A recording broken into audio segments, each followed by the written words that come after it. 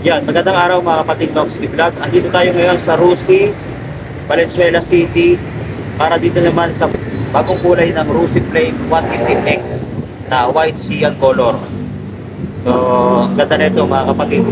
Ito yung 4 valves DOHC 6-speed manual transmission. Ayan, may radiator siya sa likod. So ngayon, iikutan natin dito at alamin natin yung cash price and installment. Kaya stay tuned tayo mga kapatid. Noxky Vlog.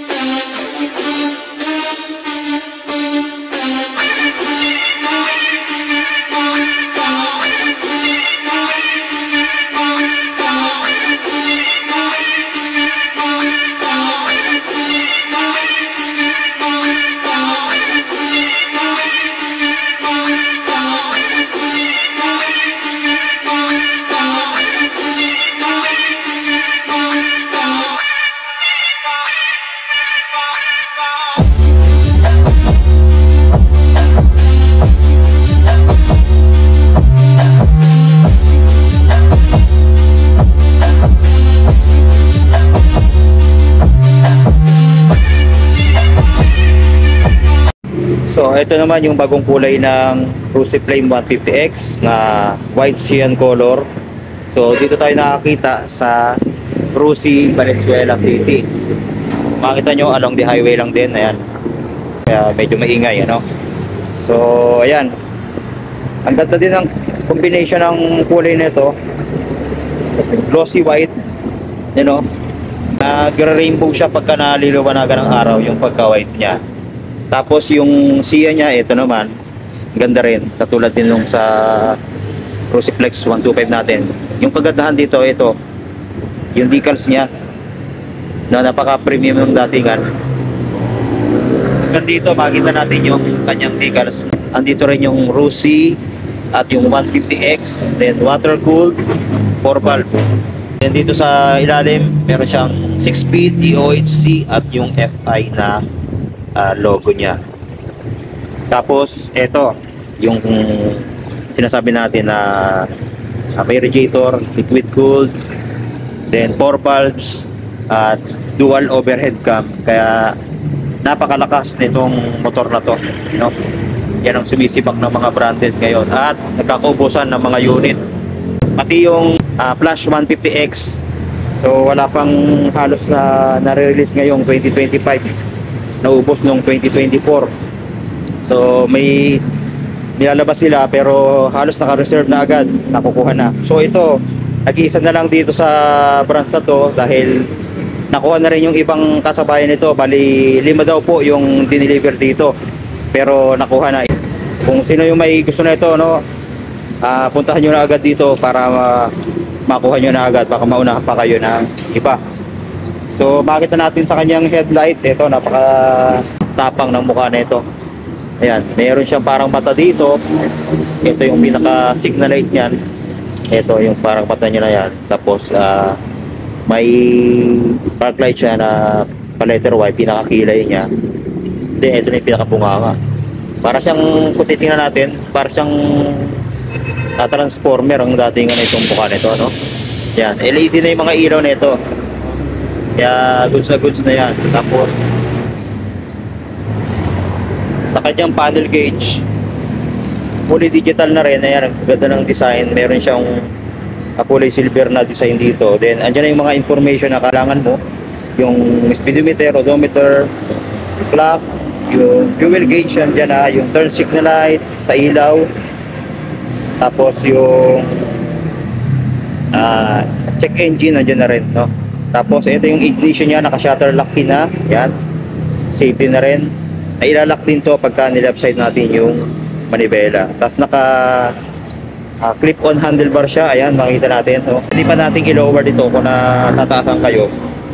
Pwedeng i-lower dyan dahil na-adjust po yan. Tapos sa mga switch niya, ito, meron siyang high and low, bukasan ng ilaw, turn signal light switch, tsaka meron din siyang hazard. Ayan. So pagka ni right side natin mag-hazard na siya. Tapos busina, tapos yung clutch napakalambot, ayan oh, kahit sandaliri. Then sa kabila wala nang ibang switch kundi yung electric starter niya. Yan. Tapos yung susi, ito naman. Susi niya, naka-shutter lock pin na nga siya, no? Then meron siyang USB charging port. Ayan, gandahan dito, naka ready na. Lalo na sa mga rider, no, pwede to. So halos karamihan sa mga motor ngayon meron ng ganyan, kaya goods na goods yung ganitong features. Then dito meron siyang matte black finish. Ayan, may mga design pa siya. Meron siyang air ventilation dito, makita natin sa kanyang makina. Ayan, so ang laki ng makina nito. Halos pareho lang po sa ano to, sa Rossi Flash 150X. Then dito sa ilalim yung kanyang pang-ilalim na makina, kulay black naman siya. Tapos may halong glitter effect din yung pagkakapintura dito. Kaya ang ganda. Tapos 6-speed manual transmission ang kanyang shifting, 1 down, 5 up po. Tapos ito naka single shifter na siya, no? Di kawit-kawit ka lang dito.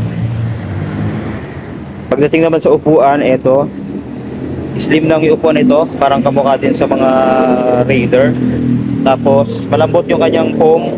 Then yung texture nung tela ay magaspang, kaya makapit sa puweta natin to. Tapos may logo ng Rossi yan dito. Sa grab bar, same pa rin ng version 1. Ayan, kulay black din siya na may tatak na Rossi. Then sa likod, ito yung kanyang tail light. So LED, pati yung signal light LED, naka-separate yung kanyang signal light. So ingatan lang natin kasi may possibility na mabalik to pag tumama sa mga matitigas na bagay or paglaruan ng mga bata.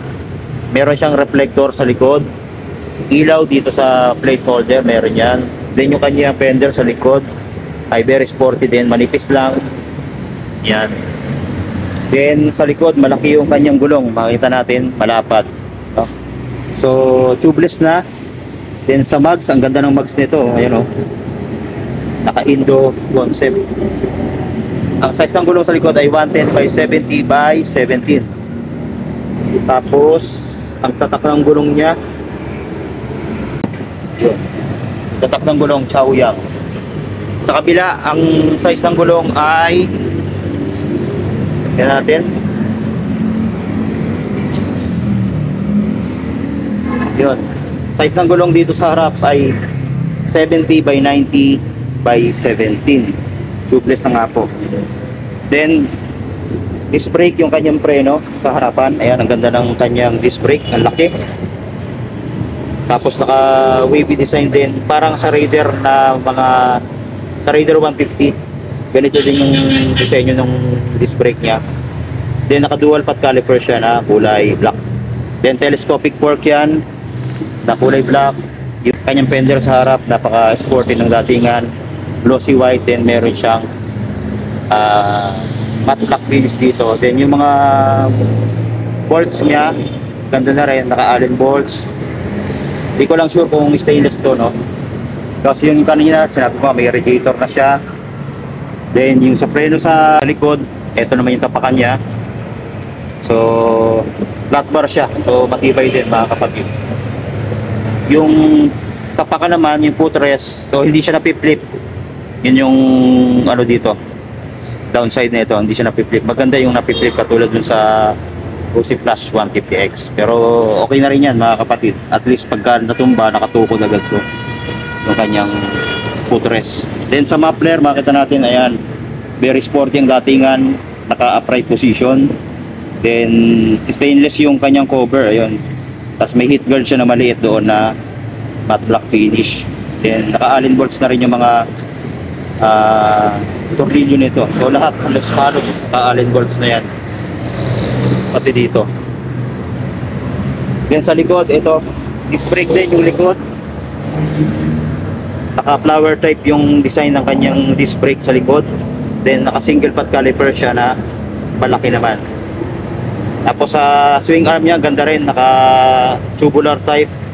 Then madali na siyang i-adjust. So Allen bolts lang din yung pang-adjust kung halimbawa maluwag na yung kadena mo. So, ayan. So, goods na goods to mga kapatid, pang forma, no? Tapos sa mga mahilig kumarera. Pero ingat-ingat na lang dahil hindi man talaga pang karera yan. Presyo niya napakamura po. So, sa mga gustong kumuha mga kapatid, available yan dito sa Rusi, Valenzuela City. Yan, along the highway lang. Then marami pa silang mga available na unit. Katulad itong 400cc na Cyclone 400S. Yan. So, yan pa rin naman yung presyo niyan dati. Yan, screenshot nila. Then ito pa isa. 400cc din. Parang ano to, classic style. 400cc din. Ayan yung price na.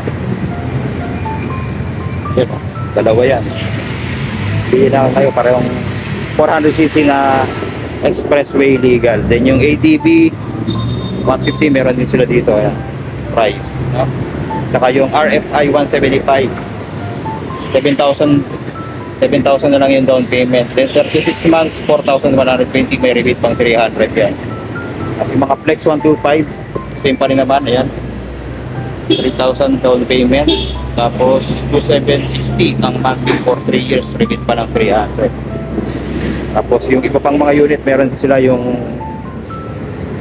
Player 125 meron din sila, Breeze 150 meron din. Ayan, saka yung Quest dalawang kulay, merong matte red tsaka glossy white. Second hand meron din sila dito, ang dami, no? Ayan, no? Mag-walk in na lang kayo dito para mas makapili kayo ng magaganda pang unit. Makikita nyo naman mga fresh pa yung mga motor nila dito. Then doon sa likod na natin, yan, meron silang mga Passion 125, brand new yan. Rusi Rush 125, Surf 110 tsaka 125 meron sila. Hanggang doon sa likod meron sila doon. Tsaka yung mga Pantra ito 150, yan. Rusi Macho TC 150. Tapos 125 ito. Then sa 175 yan. So in-update na rin natin, no? Tapos meron din sila dito ang ano, ito kung gusto niyo ng pang trail bike, meron din silang Rusi KRY 200 dito. Ito, available itong kulay red and black na kulay. So, ayan po yung update natin dito sa Rusi, Valenzuela City. So, maraming salamat mga kapatid sa panonood, and God bless. Stay safe always.